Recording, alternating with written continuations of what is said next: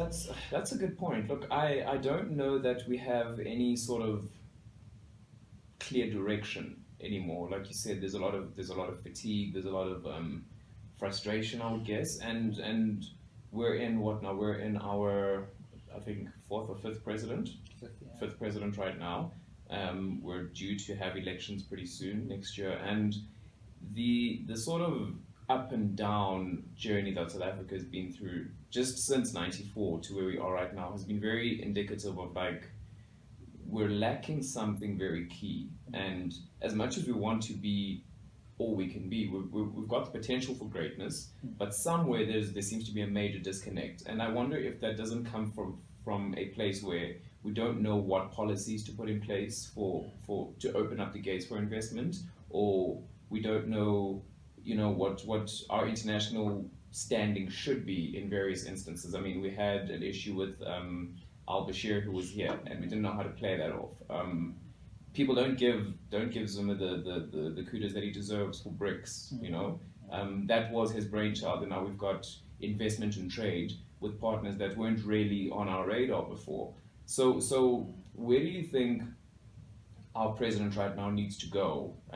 He's gone a few places, and what sort of policies need to be put in place for us to, at the very least, catch up to the rest of, because we've been surpassed by a few people on the continent. Our brothers up north, they've been able to surpass us, and now we need to be able to catch up and then maybe work with them for us to all grow at one steady pace. So what are some of the policies, what are some of the ideas that need to be brought forward so that we can expedite that process?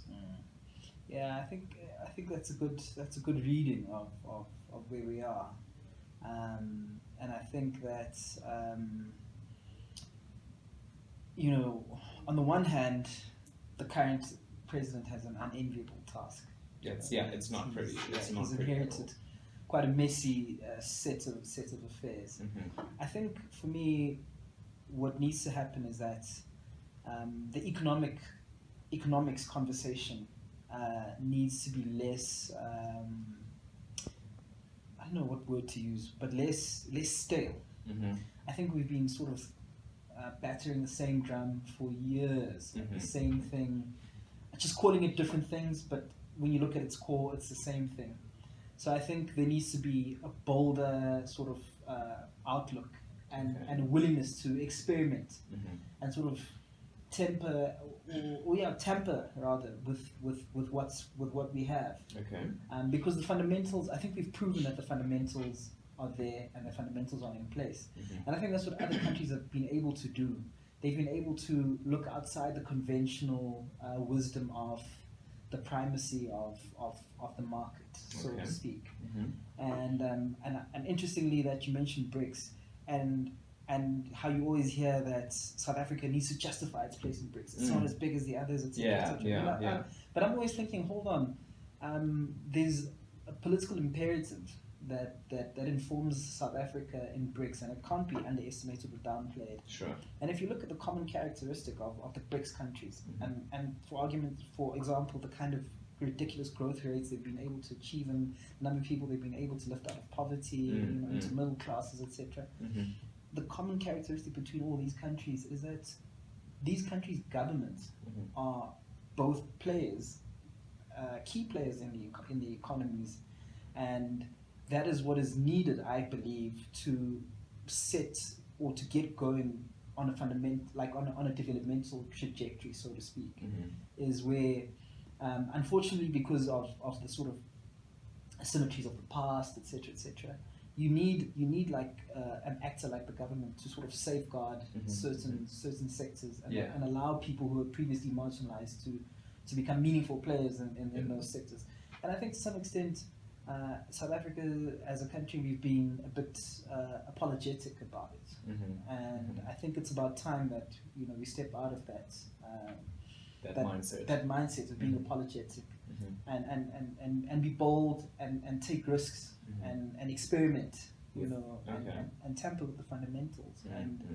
and see where that and that's the interesting thing about having an international lens or applying an international lens is that you can see it's been done in other parts. Yes. And so why not, attempt, Mm-hmm. take the good and apply it to your context. To what we have. And make it relevant. Make it relevant.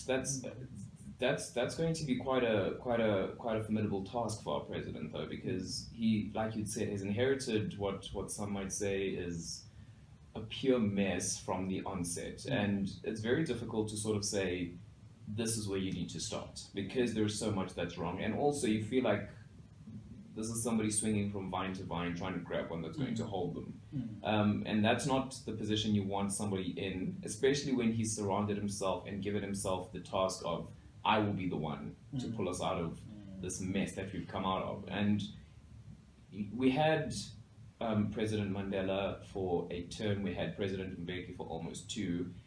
He was very focused on the African continent. He was very focused on opening trade with our partners on the continent. I mean, his administration was mired with 1 or 2 things as well. No president has had a perfect administration. I mean, he got recalled. And then we had President Zuma. I mean, we forget Motlanthe in between those, but we had President Zuma who, for all intents and purposes, also had a focus on the African continent. This is what he wanted to achieve. Let's put aside the issues that were sort of plaguing him locally. I'd mentioned Bashir al-Assad and the Gupta Gates and all of these other things. He did give us BRICS, and now we've got President Ramaphosa who needs to find a way. I mean, he's got an insane target of $100 billion of investment into the country. I'm sure some of that is going to come from the continent. He's gone to Saudi Arabia. He's trying to do a lot, but just in the past 2 or 3 weeks, some of the stuff that has happened with regards to the protest that you mentioned earlier, the land issue, it seems like he's getting sidetracked a little bit, or maybe. Let's go with sidetracked, because some of these other things aren't as important as making sure that the economy grows. We're stagnant at the moment. We've got very bad unemployment. I don't know how you feel about our human rights in general as a country, and even for those who you mentioned earlier who used to be oppressed and aren't anymore. We've got obviously the issue with race, but also the issue with gender and a few other things that also need to be dealt with. So what are some of the things that he has to absolutely get right in his, so let's say he gets elected, I mean, the ANC wins majority and he has what he needs to in 2019. That first 100 days, what are some of the key things that if you were him, you would say, these are the things that you need to focus on to at least ensure we take one step in the right direction? For sure. Yeah. For sure. I think without a doubt, restoring confidence in key institutions in the society. Okay. And security sector is one of those institutions. SOEs. For the longest time, our SOEs have been almost a black hole, financial black hole. Yeah, to say the least, yeah. So it's, and one could argue that this is like low-hanging fruit. And I think another thing is just making appointments that make sense. Okay. In key positions in the state. And I think those could be relatively easy things to do for him. And I think especially strong institutions, like restoring confidence in institutions. And that sort of takes the burden off of him, like you correctly cite, that it almost feels like he's like some sort of messianic figure that has to fix everything. All these things. Yeah. Absolutely, yeah. So if you're gonna build strong institutions, make good appointments, then it sort of alleviates the I have to do everything. I have to do pressure. everything. Okay. Pressure, and also be willing, like I said earlier, to look at alternative strategies, especially with the economy, because it's one thing to grow. It would be great to grow. I think that's the fundamental. That's the starting point to grow. But we come from a history in South Africa where we were growing at impressive rates, but still having what was called jobless growth. Okay. So